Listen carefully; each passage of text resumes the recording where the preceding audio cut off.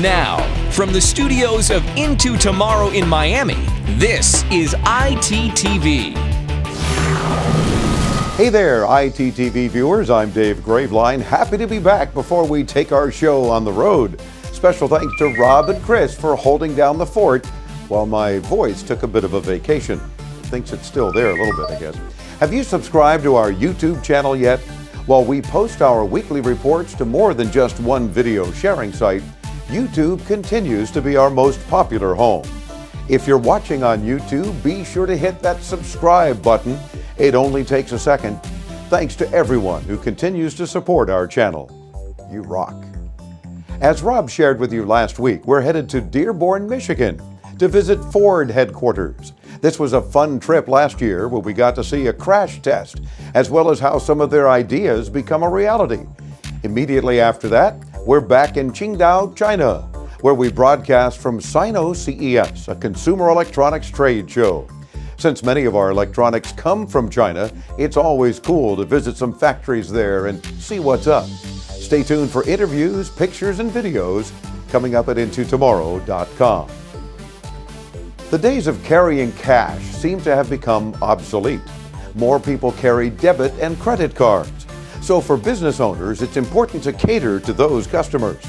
Rob shows us how modern tech has made it possible for you to take card payments with your smartphone, and inexpensively.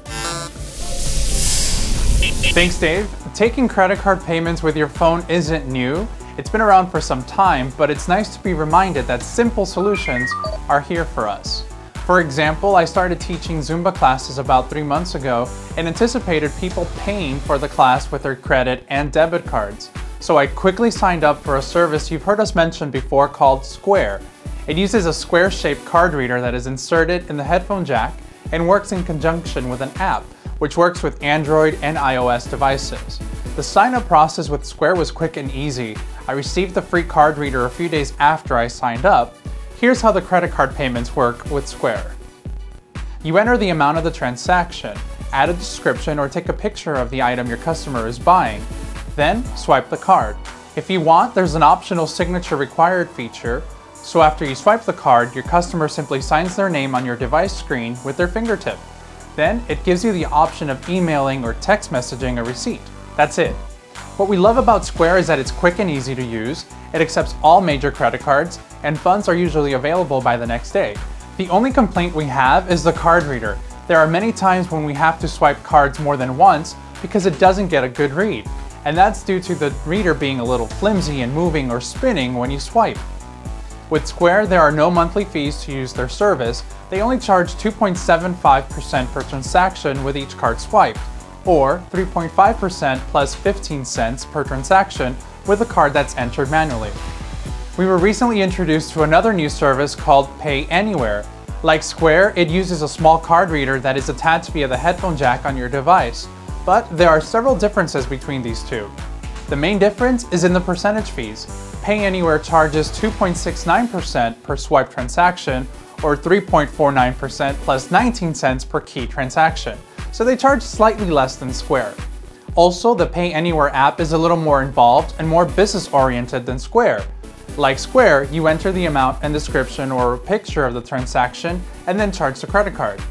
PayAnywhere gives you the option of adding a discount where Square doesn't, and you can email the receipt or print it via AirPrint with a compatible printer. That's kind of neat. I really wasn't happy with the sign-up process with PayAnywhere. My application took almost 2 weeks to get approved. You also have to go through several extra steps to set up your account on your smartphone or tablet. Also, the funds do take a little longer to get posted in your bank account. Square says they're available within the next day, whereas PayAnywhere says within 48 hours. My personal preference is Square, but it's good to have options, so we recommend trying both and see which one works out better for your needs. Keep in mind that these services are not only for businesses. If you want to take payments from friends with a credit card, you can also use Square or PayAnywhere. Our product spotlight is brought to you by SugarSync. Access, sync, and share your files from any device and get your free 5 GB personal cloud. Because your life shouldn't have to fit in a Dropbox. Get it free at sugarsync.com. That wraps it up for me this week. Here's Dave. Thanks, Rob. Have you tried any of these services? Square or PayAnywhere? Help us choose the better product. Which do you prefer? Share your opinions and experience in the comments section. Our national radio audience would also appreciate hearing your opinion. Call us toll-free anytime, 1-800-899-INTO. That's 1-800-899-4686, 24/7. Or use our free Into Tomorrow app, available on the platforms that count. Either way, we look forward to hearing your call, your participation on the air. Our weekly ITTV updates are brought to you in part by Newegg.com. Shopping for tech?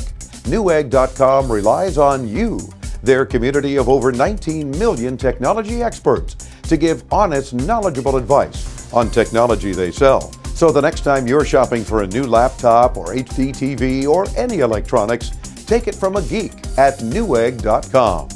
Once you know, you Newegg. It's time to take a hike back into yesterday with our in-house tech historian, Chris Graveline. This week, he takes us back to the day a smartphone revolutionized the consumer electronics industry.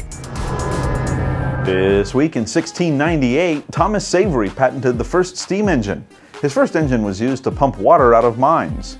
In 1997, this week, the Mars Pathfinder spacecraft, which was launched by NASA from Earth in December of 1996, entered the atmosphere of Mars. A heat shield, parachutes, and airbags helped it land safely. The Sojourner rover searched the surface of Mars for rocks while millions of Earthlings watched it on TV and the internet. And this week in 2007, after months of rumors and speculation, the first iPhone was released. Thousands of people camped out at AT&T and Apple stores across the country for days before the launch. That's our look back at This Week in Tech History, brought to you by IFA, the International Funkausstellung in Berlin, the global trade show for consumer electronics that's rich in its own history. Get more info at ifa-berlin.com. Thank you, Chris. Have you been keeping up with our Kids Tech reports lately? Our youngest correspondent recently took a field trip to a popular attraction in Miami where she caught up with a group of smart orangutans that are communicating with iPads. See how soon it'll be before they choose their meal menu with this popular tablet. Talk about Planet of the Apes. Be sure to visit kidstech.tv or join the team on Facebook at fb.com/kidstech. And if you're not receiving our free once-a-week tech newsletter, be sure to put your email address only in the red box near the top of the page at intotomorrow.com. Well, that wraps it up this week for ITTV. Thanks for watching. I'm Dave Graveline. We'll see you very soon from somewhere around the globe.